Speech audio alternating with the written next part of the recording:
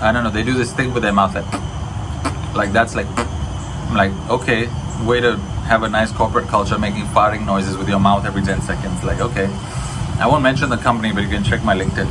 It's hilarious.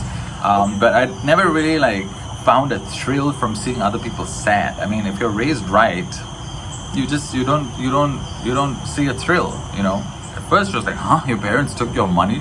I was like, well, it's not technically my money. I didn't throw the birthday party, you know what I'm saying?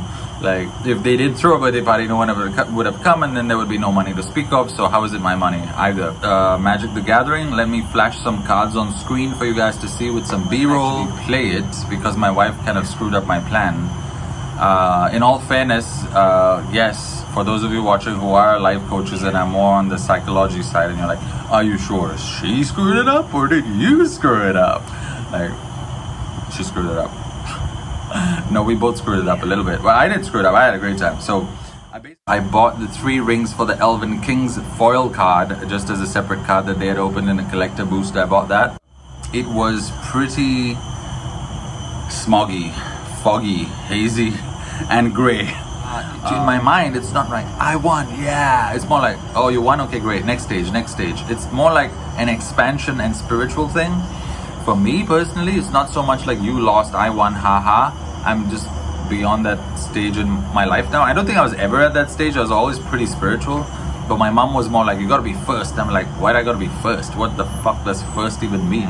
Strangely, Terrence and Siddharth now both have homes in Bukit Panjang, and so do I. You see, we're the nature people, and here we are.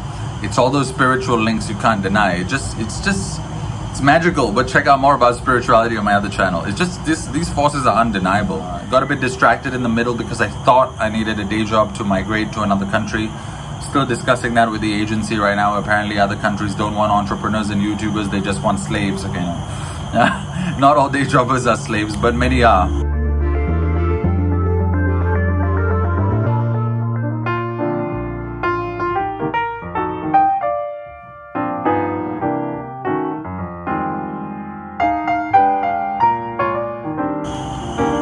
It's vlog time. Haven't done this in a while.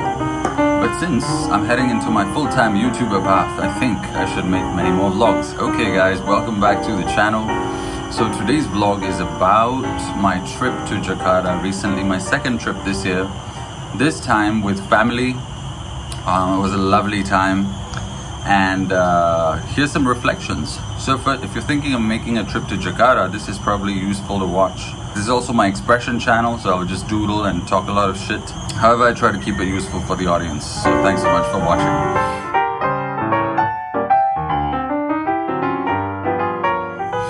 So the first thing there is the air quality, or was the air quality rather.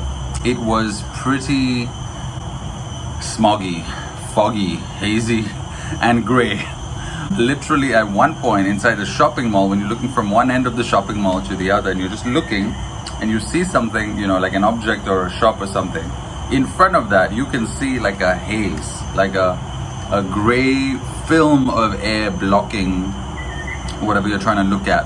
And it's quite obvious there because the colors in those malls were very fluorescent, the signboards were very bright, and it was very easy to see the background of the grey contrasting with the red, blue, purple, whatever it is, all the neon signboards in there. This mall is Casa Grande, one of the best malls I like. Personally, to me, Casa Grande is like Plaza Singapura in Singapore, mixed in with a bit of Paragon. So it's got that like high-class vibe in the decor and the finishing of the floor and the archways and so on, and the transitions between one section of the mall to another. But it's got the regular brands and the affordability, where you can go there for a family meal, play at the arcade, buy a video game, watch a movie. It's got all of that in the same mall. So it's kind of like Plaza Singapura, and it's quite central, I believe, in South Jakarta. So that's why I love it. But also we were staying there with my mom, so I didn't really have a choice. So her condo is connected to the mall. So that's that. The next thing that I realized on this holiday is the amount of noise that your family makes, as I had not realized previously. Primarily, most of that noise is probably my mom and my daughter. They say that as you get older and older, you become more like a child. I'm really starting to see it. And those of you who want to send this to my mom, you can send it to her, no problem. Of course, that's coming from a place of love for them, for grandparents. So that's nice in a sense, but it's super noisy. So for people like me who are clairaudient, and I do psychic readings, and I'm connected to the universe, and I release music and so on, audio is a big thing for me. I receive messages and I write those out in blogs or YouTube videos like this to help people and myself. And check out more about my Mind Body Spirit channel over here. Audio is a big thing for me. So for me, a perfect morning would be waking up, getting out of bed or on the bed, visualizing, stretching my neck a bit, which I did today. Then maybe going out for a walk, like I did, make a video, then do my exercise, and then have breakfast. So audio is a big thing, and it can drive me up the wall, and it can also take me to like orgasmic places. So it really depends on what the audio is doing.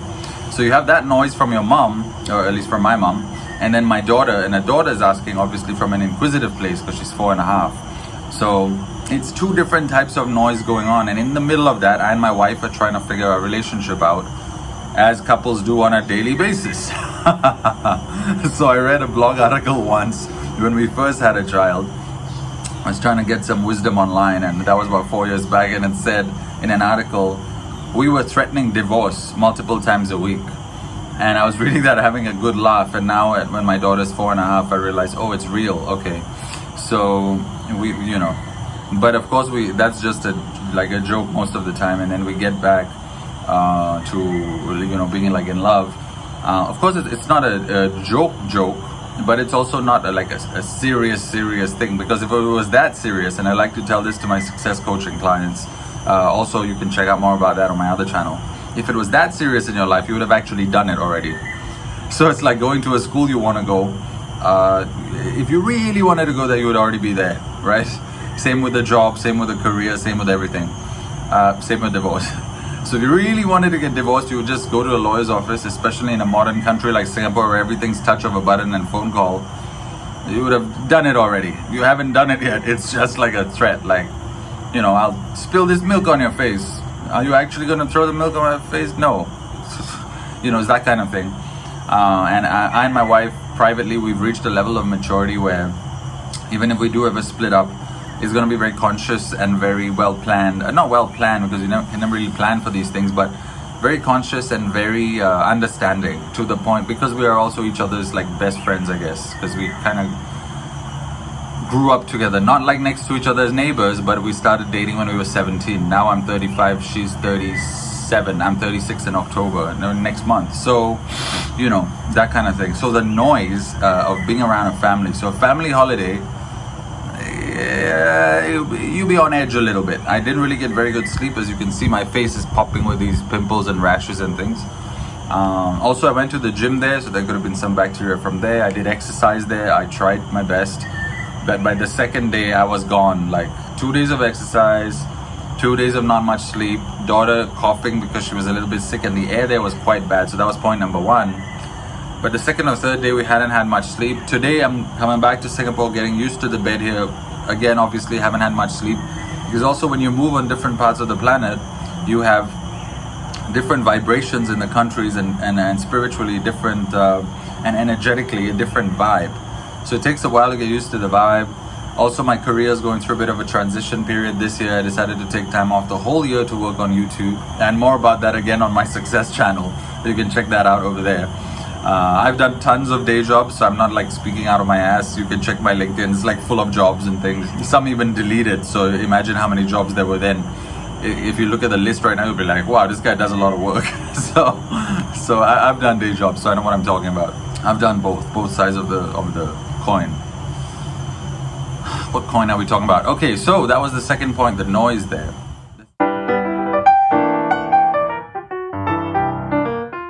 This is coming to me right now. It's coming to me from above, and what I felt. The culture and the vibration there, I feel, are much closer to who I am as a person. I mean, the mall had 3 music stages, like 3 music stages, 1, 2, 3, 3 music stages on this weekend. Did I say that? 3 music stages. At a game store nearby 10 minutes away, a Magic the Gathering pre-release. Well, let's talk about that too, but first let's talk about the music. So the vibe in Indonesia is everybody is always smiling and laughing. Even when you cross somebody in a mall, and you notice that cute person, they notice you noticing them, and blah blah blah. The vibe is pretty it's very like smiley. It's very like, oh, you noticed me? Oh, okay, like that. And you cross, and then a group of girls, once you pass by them, they'll be like giggling, right? In Singapore, sometimes it's like that, but mostly it's like, I'm off to business. I'm off to the races every day. Like, okay, that's good too. That could mean like somebody spiritually is very focused on their mission and their path, which is great.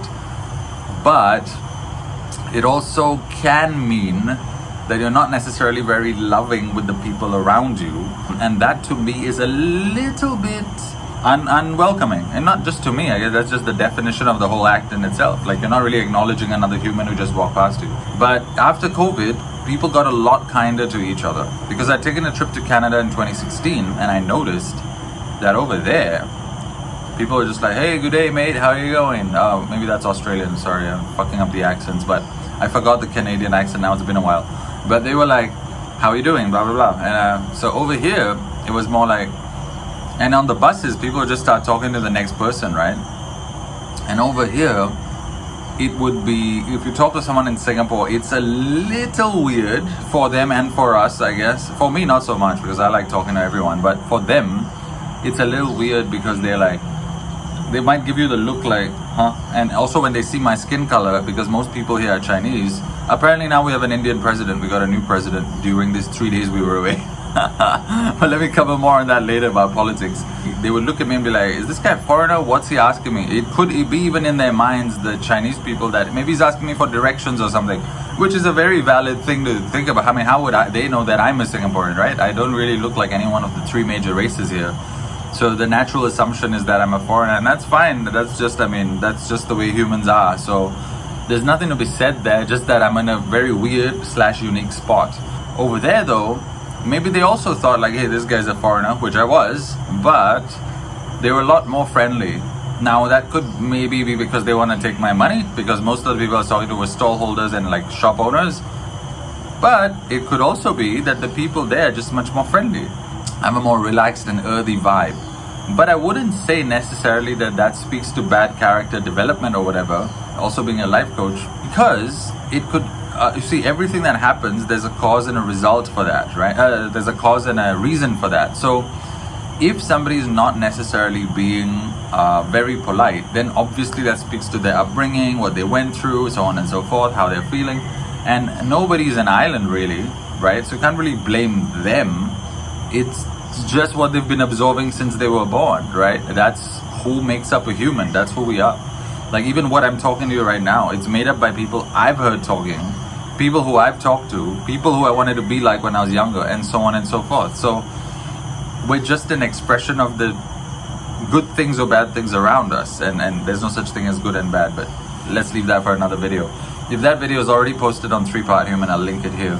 The friendliness is amazing, the nature is amazing. I think that has to do with something. The islands are just bigger than Singapore.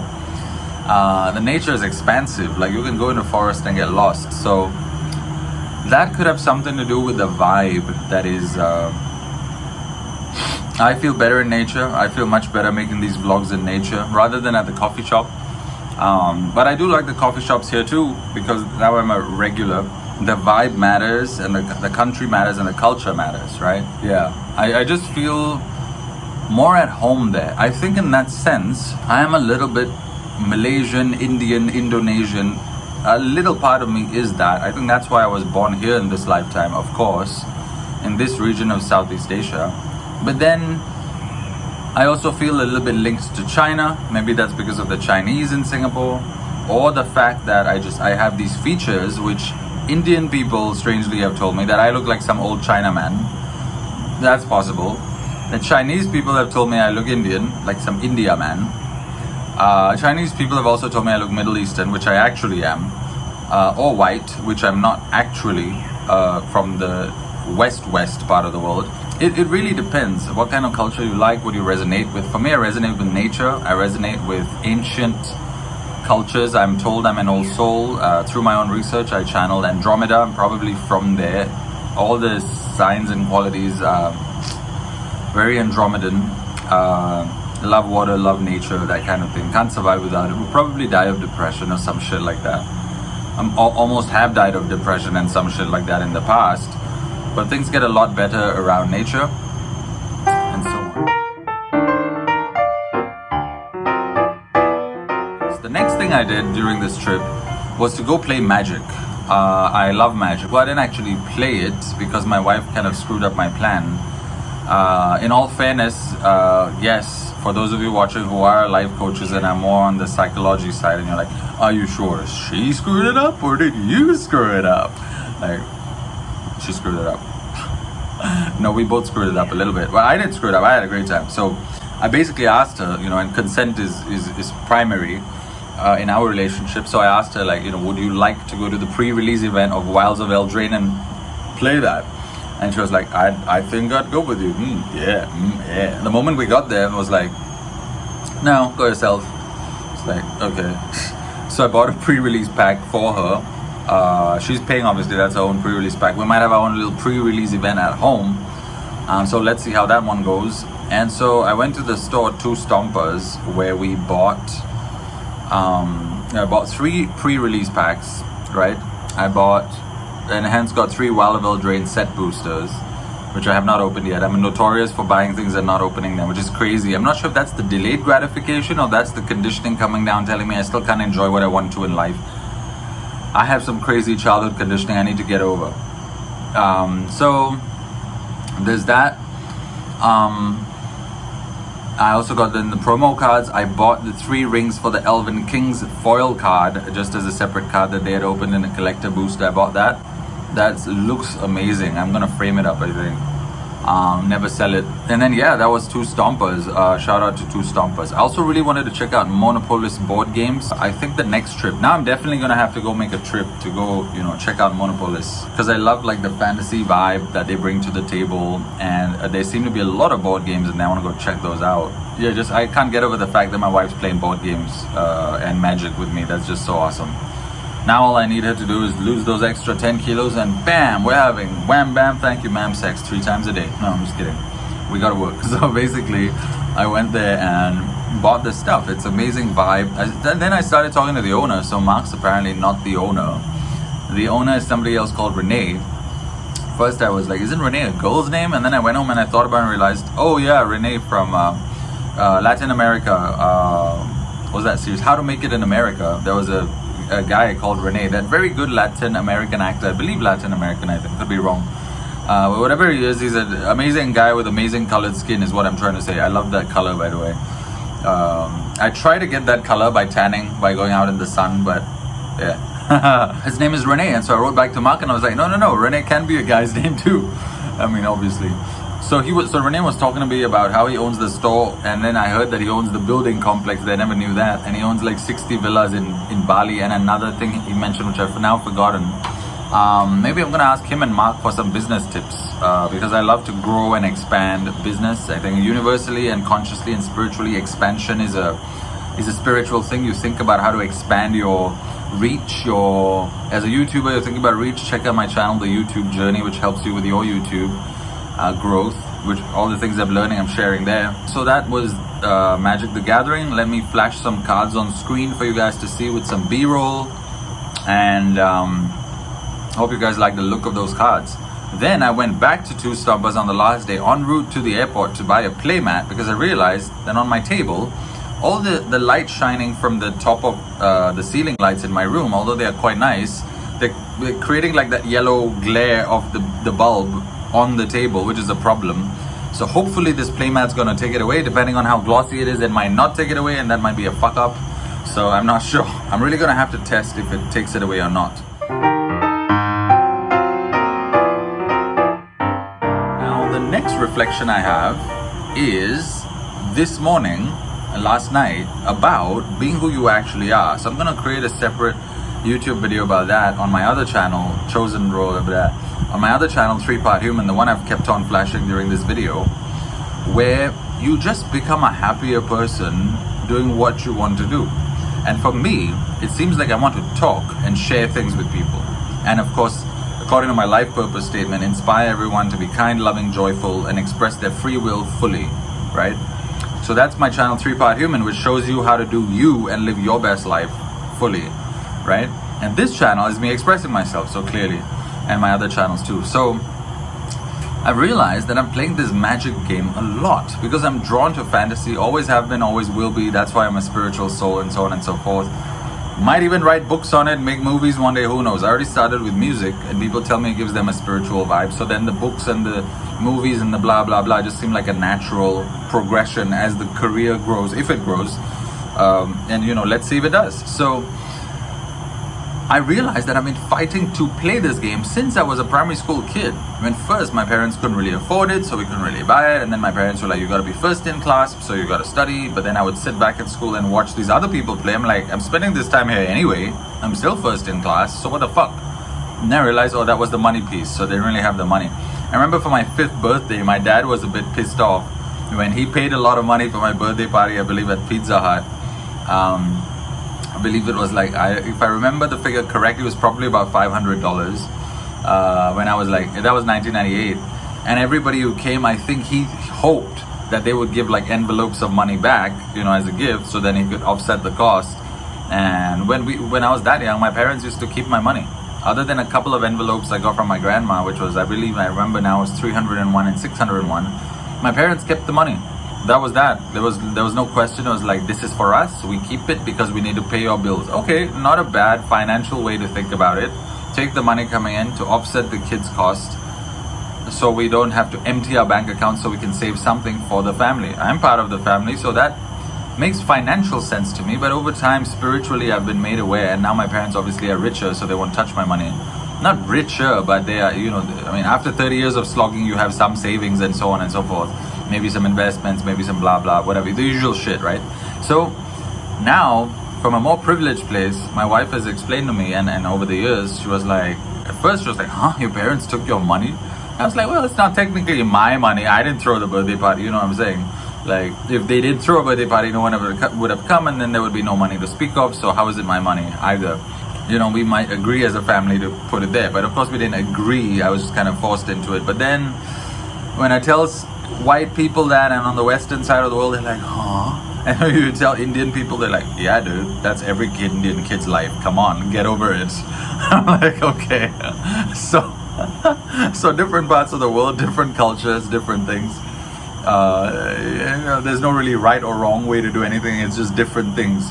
So preferences and so on. So that was me fighting to play that game for a very long time. Then in secondary school, I was in the best school because I studied so much in primary school. Obviously, I got into the best secondary school, the best ones, you know, where all the kids with the highest marks go, and hence it's ranked first, raffles. And then in Sec 3 and Sec 4, which is 7, 8, standard 9 and 10, I was reinvigorated and enchanted by the magic game.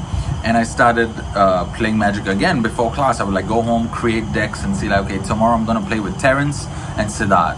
Strangely, Terrence and Siddharth now both have homes in Bukit Panjang, and so do I. You see, we're the nature people, and here we are. It's all those spiritual links you can't deny. It's magical. But check out more about spirituality on my other channel. It's just these forces are undeniable. It's no wonder that royalty always consults astrologers and spiritual healers and so on. I mean, are you telling me the governments and royalty in the past are all stupid? Probably not. So that's a secret for you guys there. If you're not into spirituality at all and you're like, that's all shit, I don't believe it, well, then you can continue being broke, my friends, because that's what broke people do. They don't believe a whole bunch of shit. And rich people and wealthy people, we explore. See, now I'm going into my life coaching mode again. This is bad news. So not necessarily, but anyway, so I try to get back into that game, and then that again died out because it was the board exam at the end of the 10th standard. So that's like the GCE O levels, because we follow Britain's system. And it was again like, you know, be a good student, blah, blah, blah, blah, blah, blah. And then you got no time for these games, otherwise you can't be a good student. So that ended. throughout national service, I tried to buy these games again, and I bought a couple of packs, but haven't really opened them, but not really done anything with them. So the cards are all lying there, good as new. And then now last year, I realized when my friend Siddharth told me, when I searched his name on Facebook, because we had a minor tiff during COVID. Of course, during COVID, everyone had tiffs because everyone was arguing about the true nature of this fucking thing. And then through that tiff, we made up. And after we made up, I was like, add me back on Facebook, bitch.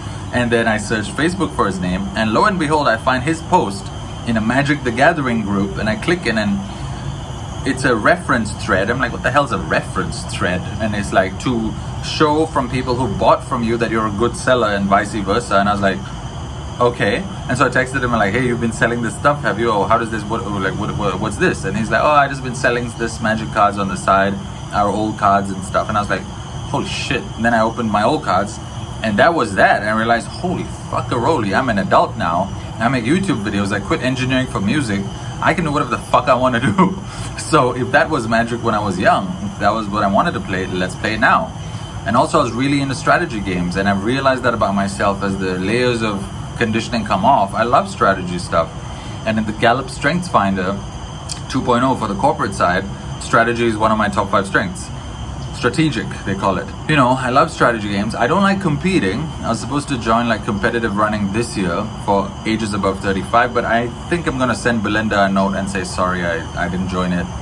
I'm not joining because I believe spiritually that if one person wins, then another loses, and nobody wins if another person loses. So I've spoken to a few people about that, and I said, according to this book, Conversations with God, which I'll link below, all competitions are useless. And they were like, well, maybe you don't view it as a competition, then try that. I was like, that doesn't matter, because if I'm there at the race and I don't view it as a competition, but I win gold, and the people who win silver, bronze, and other positions are like, oh, I didn't win, that's me contributing to their sadness, is it not?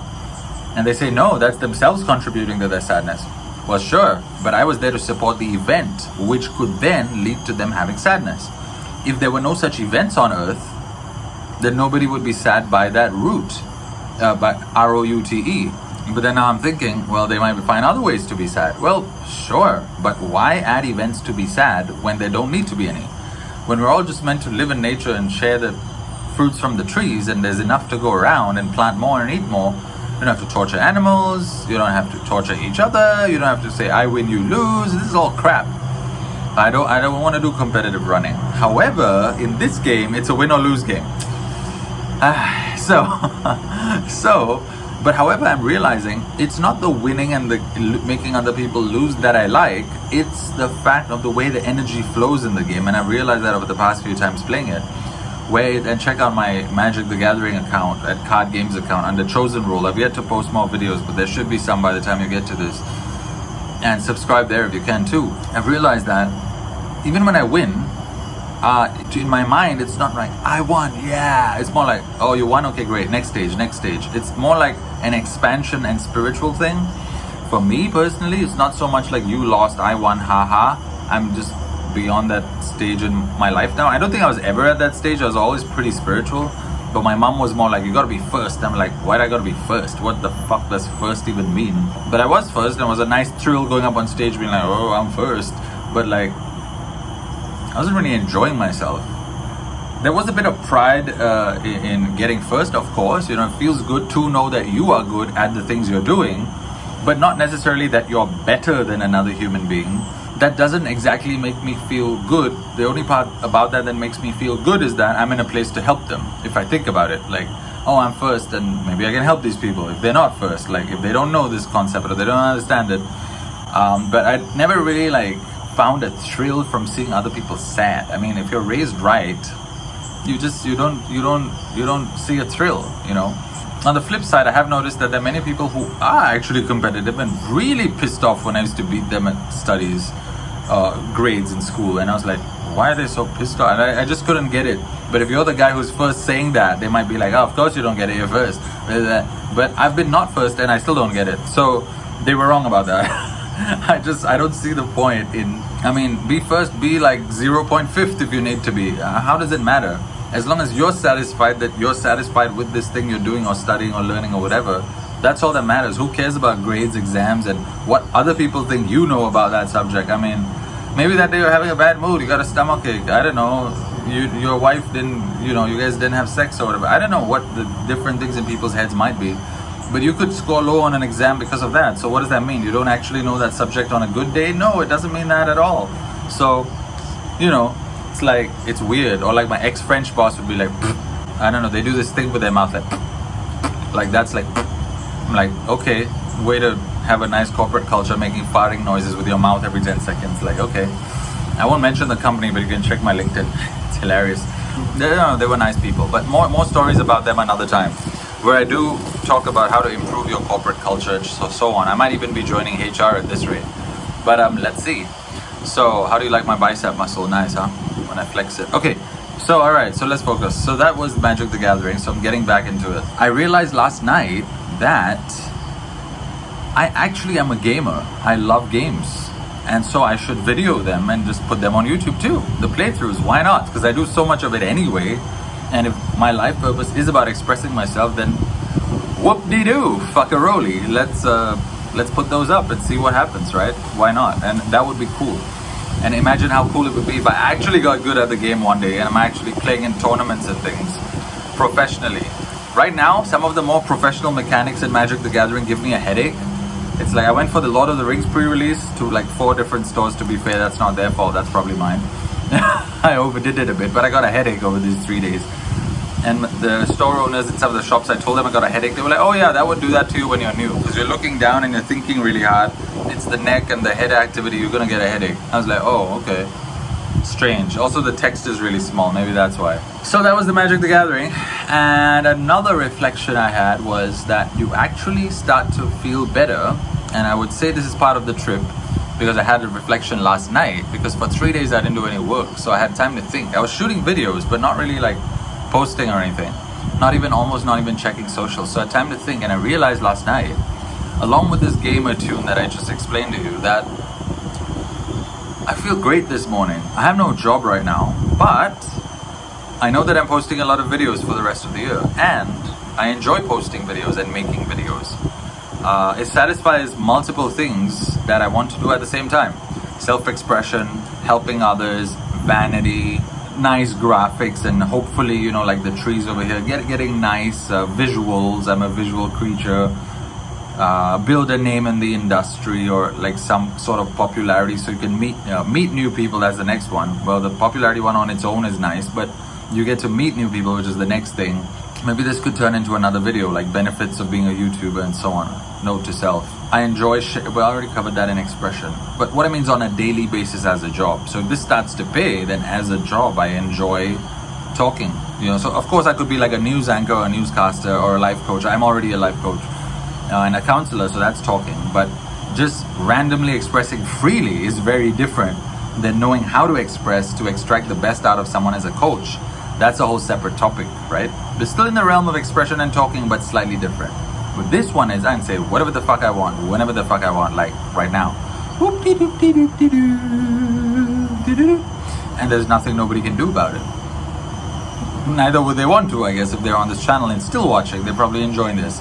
And of course that ties into the music a little bit. We noticed there that I did do a tune versus like a comedy skit or something else. So I do have a lot of new music coming out. I was working out the formalities with people on different platforms and different agencies in Singapore, some of which apparently don't collect digital performance royalties, which is weird as fuck, since we're in the digital age for like the last 30 years since Napster came out. How could they not collect digital performance royalties yet? Maybe that's because Singapore is small. They haven't told me the actual reason, but anyway, I bowed out of that agency, because if you're not collecting digital streaming royalties, and that's where all the sales are happening, then you're not giving me my money. So like, what? I have to go with an agency that is giving me my money, and that's something I got to work out and figure out which are the ones and all that, and sign up for those. More about that and accelerating your career in music on this other channel, Modern Recording Artists. So go check that one out. We didn't do much shopping. We didn't explore much because the air was so bad, so bad. We didn't even go near the beach like we were supposed to, or the water in this place called Pick 2. We didn't go there. But yeah, my friends, if you've enjoyed this video so far, please hit like, please subscribe to the channel, and share it with your friends. And if you have ideas for me, send them my way. I'm gonna try to do more vlogs on this channel, because that's what this channel's for, self-expression, whether it's music, vlogging, talking. So, no, we're not there yet.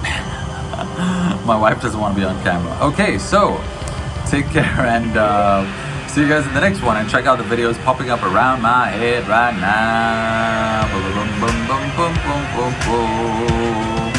How you like the Indian head roll? I learned that from my grandma, who's now dead, but she comes back from time to time and tells me to do music. How interesting is that? Every time the dead souls come back, they always tell me to do music. See you in the next vlog. Bye.